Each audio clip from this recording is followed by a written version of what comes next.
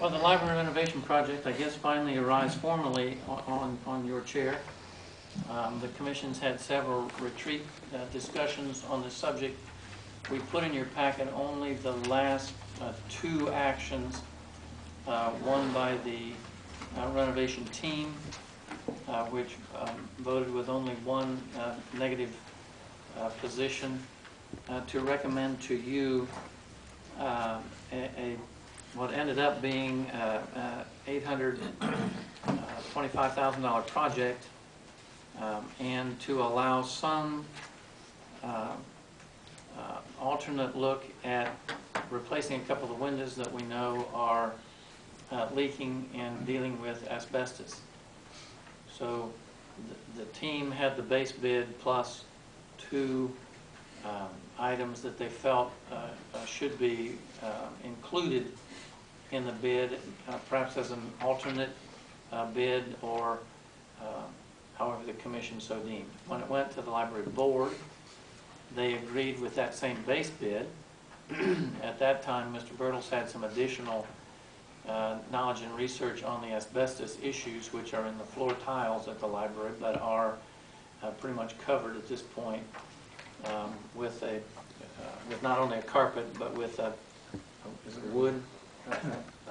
But anyway, they're treated, so it's not perhaps an issue that it was thought to be. So that estimate was reduced, and the library board agreed that a couple of the windows did need to be replaced that are currently leaking, and then also suggested that at the front of the building there was a night drop and a renovation that was anticipated there at the front. That if that was included in the base bid at this point, then pretty much everything that we had contemplated doing on the inside of the library would be done all at the same time. What was deleted from the original retreat session that the commission received was about a $999,000 cost, and that included more work on the exterior. All of that, pretty much except the drainage issues, have been deleted to get to this 825 number. But they did recommend, that is the library board, that the commission consider doing that, what we'll call the final interior portion of the work there at the front entrance.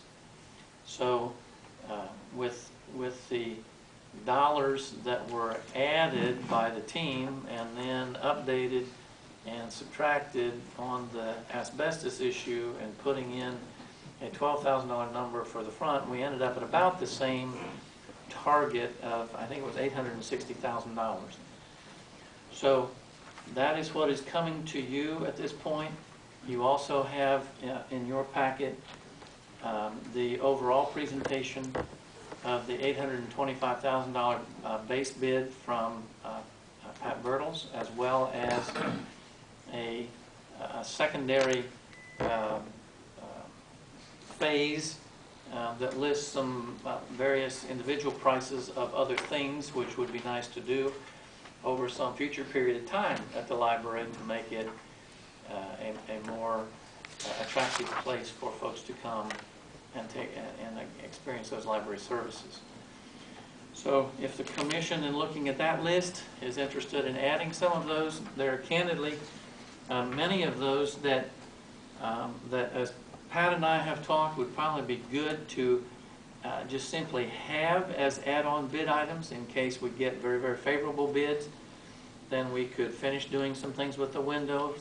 We could look at the molding, the crown molding around the top of the building and that kind of thing, if we got some favorable prices. So the first question is, shall we proceed with the base, and then what recommended additions the two groups have suggested, and then will you give us, if you agree with that, some additional latitude to look at some other suggested items that might be helpful to add if we get exceptionally good bids.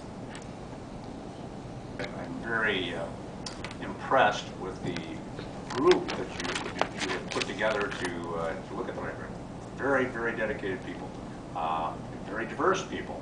a very diverse organization. So not an easy challenge, but they have went through a lot of steps, and I think what they have proposed is still get you a excellent library, and certainly things that can be done in the future are not, we're not building this so that we can't do those in the future.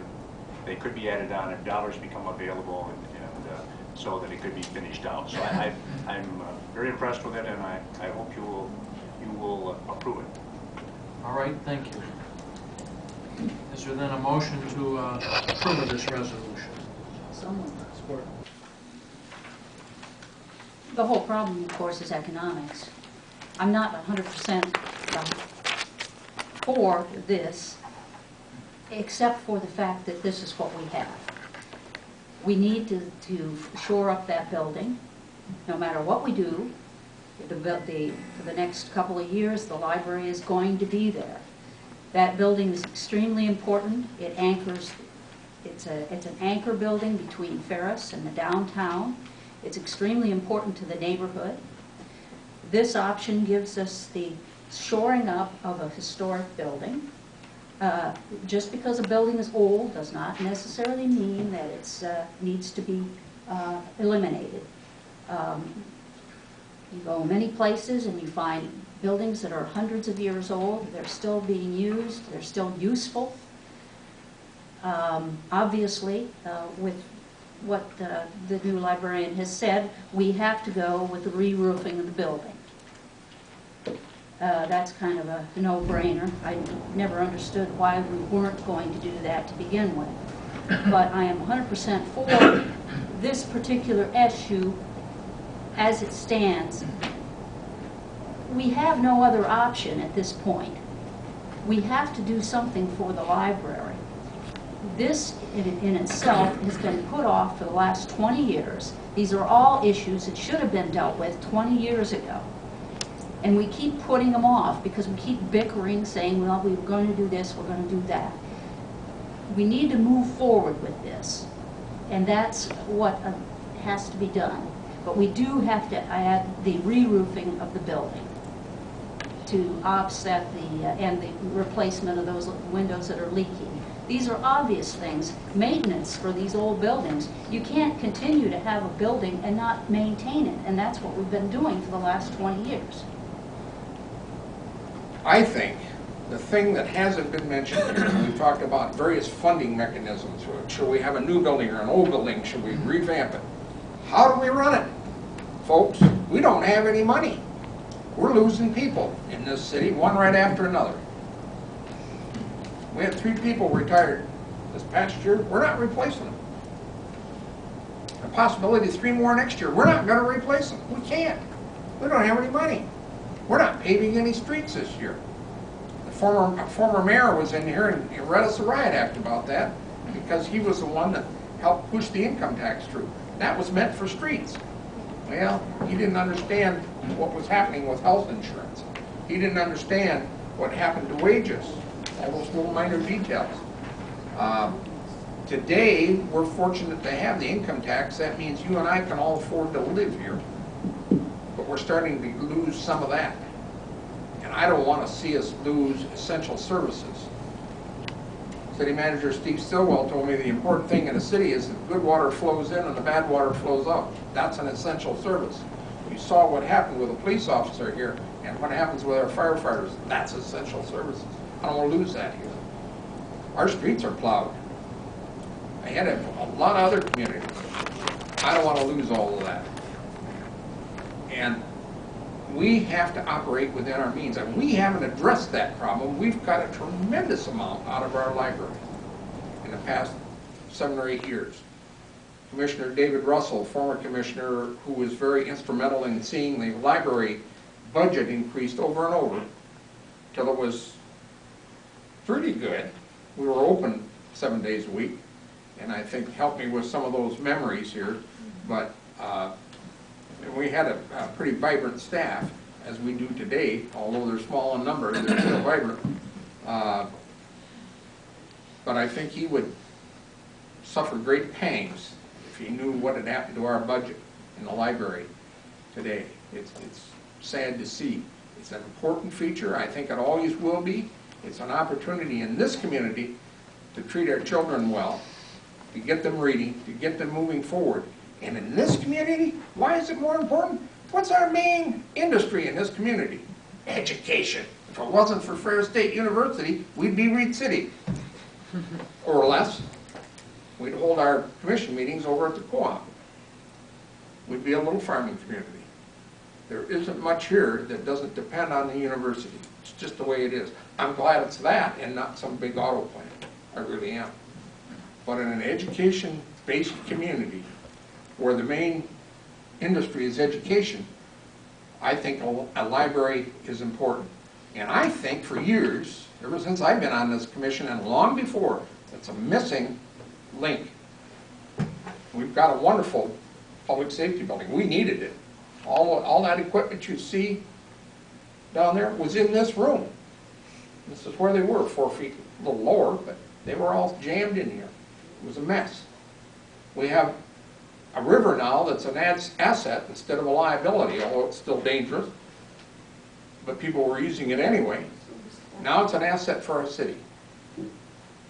And these are things that are important to our community, our park system. Now that gas is $4 a gallon, $3.50 a gallon. We don't run to Ludington every time we want to go to the beach. We use what's here. And if you go down on the weekends, our parks are busy, busy, busy places. So we have all those amenities in our community, but I think we haven't addressed the one that's really important. And I think we're selling ourselves short, we're selling our community short, and we're passing this problem on to another generation. Here, you folks handle it. That's not reality. I think we have to work with folks in the townships till they really and truly understand what we're talking about in funding libraries today, because that's the only avenue there is. You can't fund libraries with penal fines. You can't do it. And with leftovers from the city commission, what we can't use for paving streets, we give to the library. It's not fair. So anyway, there's got to be a better way. We've got to do it. I'm not against the library. I'm not against old buildings. I'm not. But there's got to be a better way. We've got to do this. So I'll climb down off my podium. And Pat, I'm looking at you. Please don't misunderstand this as anything derogatory. You've done a fine job. You've done everything you've been asked. And you put together a package that's very attractive. And I know you can do it. You know, if the funds are there, that's the next little obstacle. 600 grand, 825, I think the city has a couple $100 grand left. That's a lot of money, folks. It's a lot of money. And you can't borrow it, because we can't pay for enough employees. How are we going to pay for, you know, how are we going to repay a loan and interest? It's okay, I'm off my soapbox here. Thank you. Thank you. Well, again, if there's any constant with the library, it's the issues that surround it, which continue to this day and will continue, I think, into the future. But I view my role as an elected official on the commission to look at policy decisions and also legislative action that we take.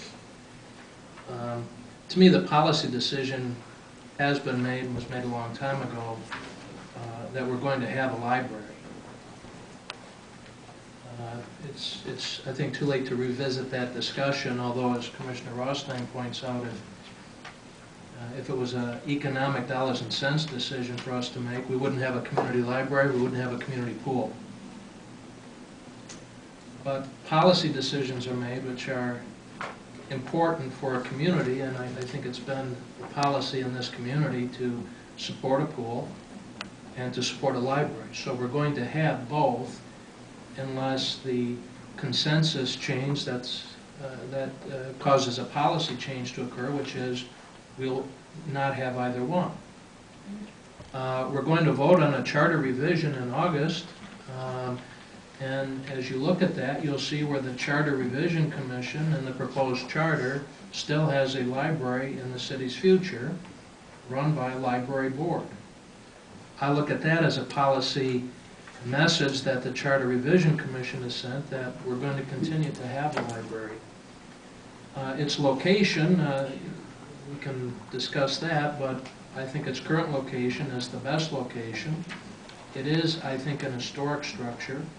I think there's a lot to be said for having a library and what it offers in a urban versus rural setting. Congratulations to Morton Township on their ability to form a district library and construct and build, but we're not Morton Township. And we have to look at what we are and what we have. I think we will find support, Commissioner Rothstein, from those that are current contracting partners at the library and what we will look ahead in the future for. I think it's rather telling that 2 of the committee members on the building renovation team came from our good neighbors in Green Township and our good neighbors in Big Rapids Township. 2 important contracting partners, and I have to believe that residents of both townships that utilize the library feel it's important to them. So if we can solicit support from volunteers that make recommendations to get us to this point, to me it's just as important as we have an ability to work with 2 townships to set user charge rates and find common ground.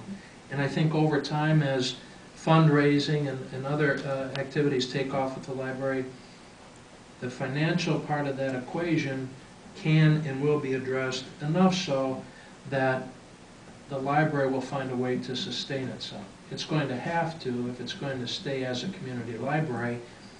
People, I think, understand and appreciate there's a cost for it, but I think people are willing to do what's reasonable.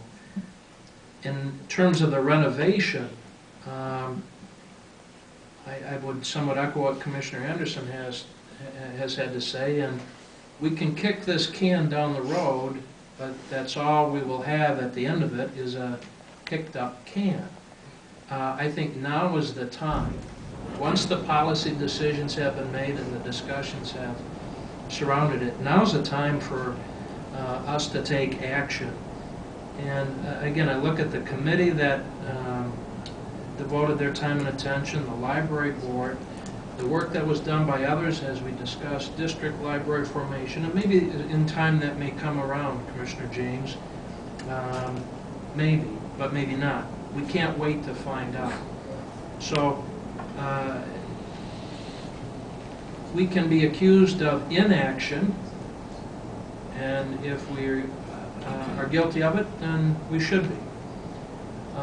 But I think we can also be looked upon to take action. And to me, it's come to the point where it's time to take action if we're going to move the library into the future and continue to have a library in this community. And that decision has already been made, and I'm not going to revisit that. I don't think any more time or attention needs to be devoted to the question, should we have one. So I think it's moved forward.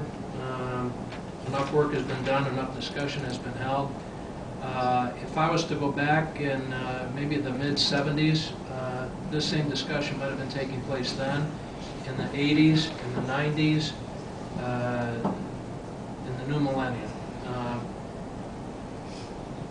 Enough talk. I think it's time to act.